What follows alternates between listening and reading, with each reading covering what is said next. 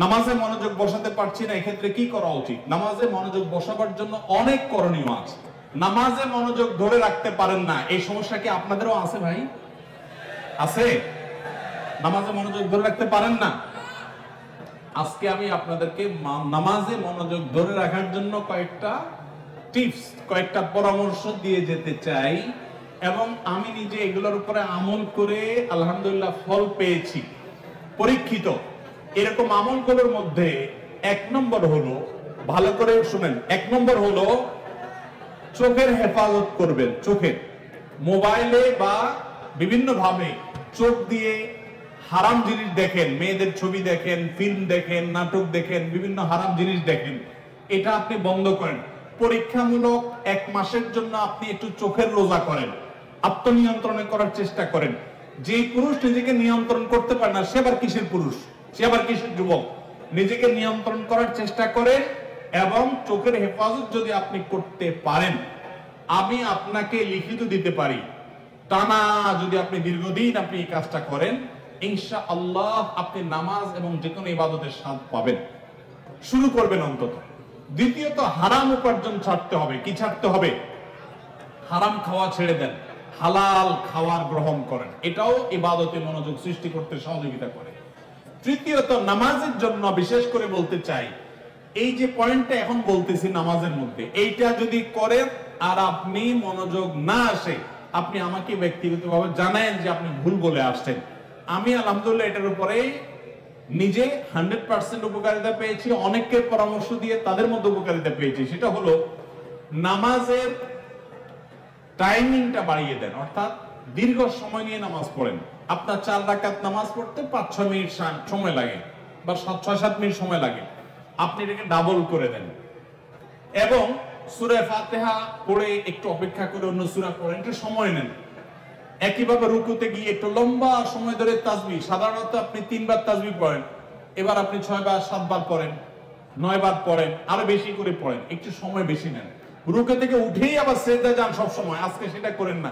রুকু থেকে উঠে একটু দাঁড়ান, একটু অপেক্ষা করেন, একটু দেরি করেন। নবী সাল্লাল্লাহু আলাইহি ওয়াসাল্লাম রুকুতে যে পরিমাণ সময় থাকতেন, রুকু থেকে উঠে দাঁড়িয়ে তার কাছাকাছি, কারিবাম মিনহু, হাদিসের ভাষ্য, তার কাছাকাছি থাকতেন, অথচ আমরা রুকু থেকে উঠেই দৌড় দিই। তো আপনি উঠে একটু অপেক্ষা করেন, দাঁড়ান, অন্য সময়ের চাইতে ডাবল সময় দাঁড়ান। এভাবে যদি প্রত্যেকটা কাজ আপনি সময় নেন এবং ধীরে ধীরে করেন, ইনশাআল্লাহ বিইذনিল্লাহ আপনি নামাজের মধ্যে মনোযোগ দেখতে পাবেন। 3টা গেল। 4 নম্বর হলো, নামাজের মধ্যে যে সূরা কেরাতগুলো পড়েন, এটা আজকে আমরা 3 কুল সম্পর্কে আপনাদেরকে বললাম। নামাজের দোয়াগুলো, সূরাগুলো, কেরাতগুলো, এগুলোর অর্থটা বোঝার চেষ্টা করবেন, তাহলে নামাজের ভিতরে ওই অর্থের কথা আপনার মাথায় আনতে পারবেন, আপনার মনোযোগ ধরে রাখতে পারবেন। আর আরেকটা পরামর্শ হলো, ইবাদত এবং নামাজে বিশেষ করে মনোযোগ সৃষ্টি করার জন্য আগে থেকে মনোযোগ নষ্টকারী বিষয়গুলো থেকে সরে আসেন। অনেকে আছে মোবাইল টিপতে টিপতে নামাজে দাঁড়ায়, নামাজে ঢোকার আগে, মসজিদে যাওয়ার আগে মোবাইল সুইচ অফ করে ফেলান এবং এরোপ্লেন মোড করে ফেলান, যাতে করে মেসেজ আসলেও টেন না পান। ইনশাআল্লাহ দেখবেন মনোযোগ আসবে। সেই সাথে আল্লাহর কাছে দোয়া করবেন। একটা দোয়া শিক্ষা দেই, প্রত্যেক নামাজের পর, 5 ওয়াক্ত নামাজের পর আমার নবী সাল্লাল্লাহু আলাইহি ওয়াসাল্লাম এই দোয়াটা নিয়মিত পড়তেন, আমরাও পড়ার চেষ্টা করব। আল্লাহুম্মা আইন্নি আলা যিকরিকা ওয়া শুকরিকা ওয়া হুসনি ইবাদাতিক, হে আল্লাহ আমাকে আপনি সাহায্য করুন, আপনার জিকির যেন করতে পারি, আপনার শুকরিয়া যেন আদায় করতে পারি, এবং আপনার ইবাদতটা যেন সুন্দর মতো আদায় করতে পারি। এই দোয়াটা 5 ওয়াক্ত নামাজের পরে অর্থ সহকারে বুঝে পড়বেন, ইনশাআল্লাহ আপনার নামাজে আপনি মনোযোগ ধরে রাখতে পারবেন। আল্লাহ আমাদের সবাইকে তৌফিক দান করুন। নামাজের মজা এমন এক জিনিস ভাইরা, আমাদের নবী সাল্লাল্লাহু আলাইহি ওয়াসাল্লাম রাতে যখন নামাজে দাঁড়াতেন, পা ফুলে যেত, রুকুতে যেতেন না, এত সময় ধরে কিরাত পড়তেন, মজা পাইতেন। আর আমাদের কাছে নামাজটা একটা বোঝা, পড়ে শেষ করতে পারলে, আমরা বাইরে দিতে পারলে জান বাঁচে, কারণ মজা পাই না। এদের নামাজের স্বাদ আনার জন্য, মনোযোগ সৃষ্টি করবার জন্য এই আমলগুলো আমরা লক্ষ্য রাখবো। আল্লাহ তৌফিক দান করুন। আমার ভাগ্নির বয়স 12 বছর, তার কি এখন পর্দা করা ফরজ, এবং সর্বনিম্ন কত বছর বয়সের ছেলের সাথে দেখা দেওয়া জায়েজ আছে? অনুগ্রহ করে জানবেন। আপনার ভাগ্নির বয়স যদি 12 বছর হয়ে থাকে, দেখতে হবে সে প্রাপ্তবয়স্ক হয়েছে কিনা। মেয়েদের প্রাপ্তবয়স্ক মিন শুরু হলে শুরু হয়, তাহলে সেক্ষেত্রে প্রাপ্তবয়স্ক হতে পারে 12 বছর বা তার আগেও। যদি সেটা না হয়, তাহলে সেক্ষেত্রে মাসিকের যে আলামত আছে সেগুলো যদি প্রকাশ না পায়, ছেলেদের আপনার স্বপ্নদোষ হওয়া বা আরো যে সমস্ত গোপ দাড়ি উঠা, এগুলো যদি দেখা না যায়, তাহলে সেক্ষেত্রে যদি 12 বছরের মেয়ে প্রাপ্তবয়স্ক মেয়েদের মতো গ্রোথ হয়ে যায়, নজরে পড়ার মতো হয়, তাহলে তাদের তখন থেকে পর্দা করা উচিত। দেখেন ইসলাম মেয়েদেরকে পর্দা করতে কেন বলেছে বলেন তো? আমাদের সমাজের অনেক ভাইয়েরা এখনো মনে করে ইসলাম মেয়েদেরকে বলছে বোরকা পরে চলতে, পর্দা করে বলতে, কই পুরুষদেরকে তো এত কষ্ট করতে বলে নাই, তাহলে ইসলাম মেয়েদের প্রতি জুলুম করছে। মায়ের চেয়ে মাসির দরদ বেশি দেখান না? ইসলাম মেয়েদেরকে আপনাদের মতো লোভী পুরুষদের কুদৃষ্টি থেকে, বাজে নজর থেকে বাঁচাবার জন্য পর্দা করতে বলেছে। এই পর্দা নারীর প্রগতির পথে অন্তরায় নয়। গত কয়েক বছর আগে সারা দেশের মেডিকেল ভর্তি পরীক্ষায় প্রথম স্থান অধিকারকারিণী এক বোন আমার আগা গোড়া পর্দা করে পরীক্ষা দিয়ে গোটা দেশের ছেলে মেয়ে সবাইকে পিছনে ফেলে 1 নম্বর হয়েছে। তাহলে পর্দা কি মানুষের উন্নতির পথে অন্তরায় হয়? আমার অবাক লাগে পৃথিবীর সে সমস্ত মানুষদেরকে দেখলে, যে সমস্ত মানুষগুলোকে দেখি যে তারা নারীদেরকে স্বাধীনতার নাম দিয়ে নারীদেরকে হাফ প্যান্ট পরায় দিচ্ছে।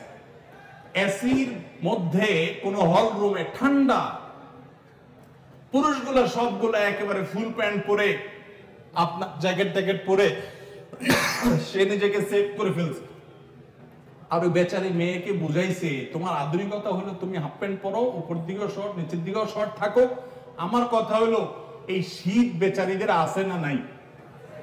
না শুধু পুরুষদের শীত আছে? তো শীতের ঠান্ডা খাওয়াইতেছেন তারা আধুনিকতার নাম দিয়া। আমি এর আগে বলছি মিডিল ইস্টে অনেক পুরুষ আছে নামাজ কালাম ঠিক মতো পড়ে না, বিড়ি সিগারেট খায়, অনেক উল্টা পাল্টা করে, অনেক হারাম কাজ করে, কিন্তু বউরে পর্দা ঠিক মতো রাখে। কেন জানেন? কারণ কি জানেন? নামাজের গুরুত্ব যে বুঝলো সে বউর পর্দার গুরুত্ব এত বেশি বুঝলো কিভাবে? কারণ হলো সে জানে একজন নারীকে খোলামেলা ভাবে যদি বাহিরে পাঠানো হবে, পুরুষদের মধ্যে তিনি যদি আসা যাওয়া করেন, বেশিরভাগ পুরুষরাই তাকে নিয়ে মনে মনে কি চিন্তা করে? কি চিন্তা করে? খারাপ চিন্তা করে। আপনাদের মনে এরকম কোন খারাপ কিছু চোখে পড়লে মনে খারাপ চিন্তা আসে? আসে না? আসে। তাহলে তো আপনারা স্বীকার করছেন। তাহলে আপনি যদি আরেকজনের মেয়েকে খোলামেলা বা একটু অশ্লীল পোশাকে দেখার পর আপনার মনে বাজে চিন্তা আসে, এবার আপনার বোন, আপনার স্ত্রী, আপনার মা যখন বাহিরে যাবে, তাকে যদি খোলামেলা পোশাকে আপনি যেতে দেন, তাহলে অন্য সব পুরুষরা কি চিন্তা করবে? আপনি নিজে কি চিন্তা করেন এরকম মেয়েদেরকে দেখে সেটা চিন্তা করেন। ইসলাম সেই জন্য পর্দার কথা বলেছে। এটা আমার মা বোনদের মর্যাদা রক্ষা করবার জন্য বলেছে, আর কিছু না। যত মূল্যবান জিনিস তত বেশি সংরক্ষণ করা হয়, যাতে লোলুপ কোন দৃষ্টি সেখানে না পড়ে। আল্লাহ আমাদেরকে পর্দার গুরুত্ব বুঝার তৌফিক দান করুন। শুনেছি মোহর দেওয়া ব্যতীত মেয়েকে স্পর্শ করা হারাম। তাহলে যদি মেয়ের বাবা বা মেয়ের পরিবারের লোক এই পরিমাণ মোহর ধার্য করে যে ছেলের পক্ষে দেওয়া সম্ভব নয়, তাহলে এই অবস্থা ছেলের করণীয় কি? হ্যাঁ বলছি, আমি প্রশ্ন কমন পায়ে পড়ে গেছে এই তো। আচ্ছা শুনেন, যারা ঠিক করছে এই সব, হয় আমি একটা পুরুষ আর না হলে বিয়ে করে বেচারা ফেঁসে গেছে। শুনেন, ভালো করে শুনেন। প্রথম কথা হলো যে মোহর দেওয়া ছাড়া স্ত্রীকে স্পর্শ করা হারাম, এই কথা ভুল। প্রশ্নে যিনি লিখেছেন এটা সঠিক কোনো কথা না। মোহর ধার্য করলে সেটা দিতে হবে বাধ্য। আল্লাহ বলেছেন ওয়াতুন নিসা সাদাকাতিহিন্না নিহলা, তোমরা তোমাদের স্ত্রীদের মোহর পরিশোধ করে দাও, এটা তাদের প্রাপ্য অধিকার, এটা দিয়ে দিতে হবে, এটা ক্লিয়ার। তবে সে দেওয়াটা আপনি নগদে দিতে পারেন, পরেও দিতে পারেন। তবে মেয়েরা একটা মাসালা জানে না। যদি মেয়েরা মাসালা জানতো, বাসর ঘরে ঝুলে ফেলতো আপনাদেরকে। মাসালাটা হলো, যদি কোনো মেয়ে দাবি করে যে মোহর যা ধার্য হয়েছে, আপনি আমার স্বামী, সবই ঠিক আছে, আগে মোহর ফেলেন তারপরে সামনে আগান, এটা যদি কোনো মেয়ে বলতে চায়, ইসলাম তাকে সম্পূর্ণ সেই অধিকার দিয়েছে। কিন্তু আমাদের সমাজে মেয়েরা মাসআলা আমার কাছ থেকে শোনার পর বলবে না। এটা কেন বলবে না? কারণ আমাদের সমাজে পুরুষগুলো এমন রাক্ষসের মতো এবং এমন জালিম, এমন অত্যাচারী, বেশিরভাগ, সবার কথা বলছি না, যে এই কথা যদি মেয়ে বলে বাসর রাতে, ঠিক আছে স্বামী সবই ঠিক আছে, আপনার সাথে আমার বিয়ে হয়েছে, সব ঠিক আছে, মহর ধার্য হয়েছে, এটা আমার প্রাপ্য, আল্লাহ কোরআনে বলছেন, অতএব এটা দিয়ে দেন। ছেলে বাসর তুই পাল্লা দৌড় দিবে, বলবে এই মেয়ে বাসর রাতে এখনই অবস্থা করতেছে, আল্লাহ জানে আমারে কোথায় ঝুলে। ঠিক না বেঠিক? অথচ এটা ঠিক না, সব কথাই তো ঠিক ঠিক বলেন। ওয়াজ মাহফিলের একটা সমস্যা হলো ঠিক হলেও ঠিক, ঠিক না বেঠিক? এটাও ঠিক। আচ্ছা যাক, শুনেন, নবী করিম সাল্লাল্লাহু আলাইহি সাল্লামের মেয়ে, ভালো করে শুনে রাখেন, নবী করিম সাল্লাল্লাহু আলাইহি সাল্লামের কন্যা ফাতেমা রাদিয়াল্লাহু তাআলা আনহা, তার বিয়ে হয়েছে কার সাথে? আল্লাহু আকবার, আলী রাদিয়াল্লাহু তাআলার মতো ইসলামের খলিফার সাথে তার বিয়ে। ফাতেমা রাদিয়াল্লাহু তাআলা আনহা তার বাবা নবী করিম সাল্লাল্লাহু আলাইহি সাল্লামকে বলেছেন, বিয়ে হয়েছে আব্বা ঠিকই আছে, বাট আমার দাবি হলো মোহর যেটা ধার্য হয়েছে সেটা যেন আমাকে আগে পরিশোধ করে দেওয়া হয়। আজ আমাদের সমাজে মেয়েদের সে অধিকার দেই আমরা? এই সমাজের সবচেয়ে বেশি অবিচার আমরা পুরুষরা মেয়েদের প্রতি করে থাকি।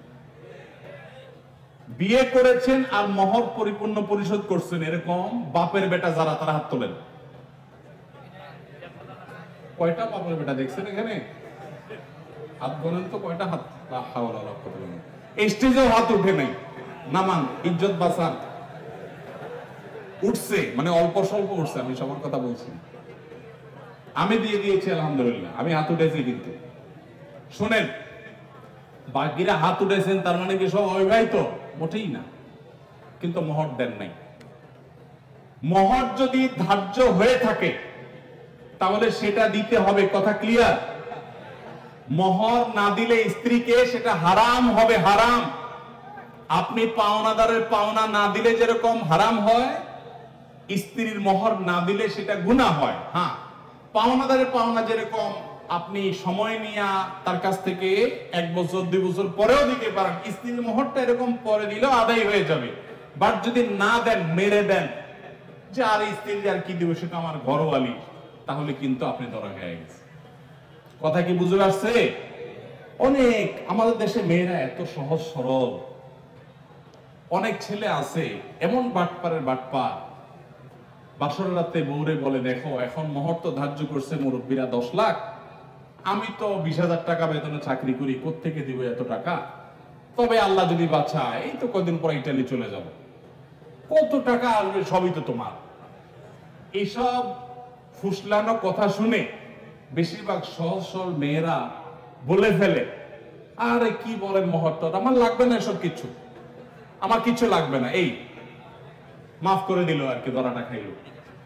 এই জন্য সহজ সরল মেয়েদেরকে ধোকা দিবেন না। এখন কথা হলো, বাপ মা বেশি ধরে ফেলছে, কি করবেন? আমি এটা এর আগে বিভিন্ন জায়গায় বলেছি, বুদ্ধি খুব সোজা, শিখাই দিব। যদি মোহর বাপ মা 10 লাখ 20 লাখ ধরে থাকে, এখন আপনিও রাজি হয়েছেন, আপনি রাজি হয়েছেন কেন? আমার বিয়েতে মোহর নিয়ে যখন আলাপ হয়, আলহামদুলিল্লাহ আমি নিজে কথা বলেছি, আমি বললাম দেখেন এর বেশি আমি পারবো না, আপনি অযৌক্তিক একটা ফিগার ধার্য করবেন, এটা আমি পারবো না, আমি যেটা পারবো সেটা দেব। এখন আমাদের সমাজে মোহরটা হয়ে গেছে ফ্যাশন। 10 লাখ 20 লাখ 50 লাখ, ওই ছেলেদের পেটের উপরে পাড়া দিলে 500 টাকার নোট 2-4টা বাইর হবে না, কিন্তু মোহর হলো 50 লাখ। আর মেয়ের বাপরা, অনেক মেয়ের বাপরা বিয়ের মোহরানা বিশাল বড় একটা ধরার ভিতরে বিরাট বড় বাকাওয়াতি মনে করে। অনেক মেয়ের বাপরা এরকম করে। হাদিস শুনেন মেয়ের বাবারা, নবী সাল্লাল্লাহু আলাইহি ওয়াসাল্লাম বলেছেন, ইন্না আযামান নিকাহি বারাকাতান আইসারুহা মাউনা, সবচেয়ে সেই বিয়েটা বরকতময় হয় যে বিয়েতে মোহর সবচেয়ে কম হয়। ভালো করে শুনেন মেয়ের বাবারা, যেই বিয়েতে মোহরের পরিমাণ কম ধরা হয় সেই বিয়ে বেশি বরকতময় হয়। আমি এর আগেও বিভিন্ন মাহফিলে চাক্ষুষ হাজির করেছি, যারা মুরব্বী আছেন এখানে খবর নিয়ে দেখেন, 10 টাকা 15 টাকা 20 টাকা মোহর ধার্য করা হয়েছে। আপনি বলবেন সে আমলের 15 টাকা, বুঝলাম সে আমলের 15 টাকা, এখনকার 15,000 টাকা বা 1.5 লাখ টাকা, এর বেশি না। তখনকার 15,000 এখন 15 কোটি সমান তো আর না, কিন্তু তখনকার ওই 15 টাকার বিয়ে যতটুকু টিকছে, এখন 50 লাখ টাকার বিয়ে অতটুকু টিকে না। অনেক বাপ মা মনে করে এটা বোধহয় বিয়ে টিকানোর একটা উসিলা, এই জন্য যত বেশি ধরবো বিয়ে তত টাইট হবে। না, এগুলো সঠিক কথা না। এটা প্রথম কথা। দ্বিতীয় কথা হলো 15 লাখ, 20 লাখ, 10 লাখ, 50 লাখ বাকাওয়াতি করে জাহির করলেন, আপনার মেয়ে 1 টাকাও পাইল না। মানে কি? যতটুকু ধার্য করা হবে ততটুকু দিতে হবে। এই জন্য ছেলেরা যদি কোনো কারণে মুরব্বীদের কথা ফুসলানিতে পড়ে আপনি রাজি হয়ে থাকেন, রাজি হয়ে গেছেন 20 লাখে সই করে দিয়েছেন, রাজি হয়ে গেছেন, এখন আপনার বাঁচার উপায় আছে একটা, হয় পুরো টাকা আদায় করে দিবেন, আর না হয় বউয়ের কাছে একটা দরখাস্ত লিখবেন। কি লিখবেন? দরখাস্তে লিখবেন, বরাবর প্রিয়তমা স্ত্রী, বিষয় মোহর মওকুফের আবেদন, যথাবিহিত সম্মান প্রদর্শন পূর্বক নিবেদন এই যে আমি অমুক অমুক আপনার নাখান্দার স্বামী, বিবাহের সময় মুরব্বীদের প্রিয়াপ্রীতে রাজি হয়ে এত টাকা ধার্য হয়েছে, আমি রাজি হয়ে গিয়েছিলাম, তখন বুঝি নাই যে এটা দিতে হবে। এখন যেহেতু জানলাম এটা দিতে হবে, আর এত টাকা দেওয়ার ক্ষমতা আমার নাই, আমি গরিব মানুষ, অতএব অনুগ্রহ করে আপনি সেখান থেকে কিছু কমাইয়া দিয়া বাধিত করিবেন। স্ত্রী যদি সেই অ্যাপ্লিকেশন গ্রহণ করে বলে ঠিক আছে তুমি গরিব মানুষ, যাও 50% মাফ করে দিছি, বা 40% বা 90% মাফ করে দিছি, ঠিক আছে এত দাও, বাকিটা মাফ, তাইলে আপনি মাফ পাবেন। আর যদি স্ত্রী মাফ না করে, তাহলে বলবেন ঠিক আছে আমি আপনার থালা বাসন কোসন ইত্যাদি ধুয়ে দিব, এটার বাবদ আপনি কিছু মাফ করে দেন। মানে খোলাসা কথা হলো যেভাবেই হোক স্ত্রীর কাছ থেকে আপনাকে মাফ আদায় করতে হবে। চেষ্টা করবো তো আমরা সবাই। মোহর আদায় করা ছাড়া কোনো মানুষ যেন মারা না যায়। সবাই দিবেন তো ইনশাল্লাহ মোহর? মোহর আদায় করে দিবেন। বেশি হয়ে থাকলে স্ত্রীকে বুঝান। আমি যদি একটু রসিকতা করে বলেছি, আপনি বুঝান স্ত্রীকে, দেখো বেশি হয়ে গেছে, তুমি তো দেখতেছো আমার অবস্থা, এখন তুমি একটু স্যাক্রিফাইস করো, আন্ডারস্ট্যান্ডিং করেন। সে যদি কমায় দেয় তাহলে সেটা জায়েজ আছে, কোনো অসুবিধা নেই। এই জন্য কাঠি কিন্তু বইয়ের হাতে। যাদের মোহর বেশি ধরা হয়ে গেছে, বইয়ের সাথে বেশি তাফালিং করবেন না, নরম নরম সুরে মাফ করায় নিবেন।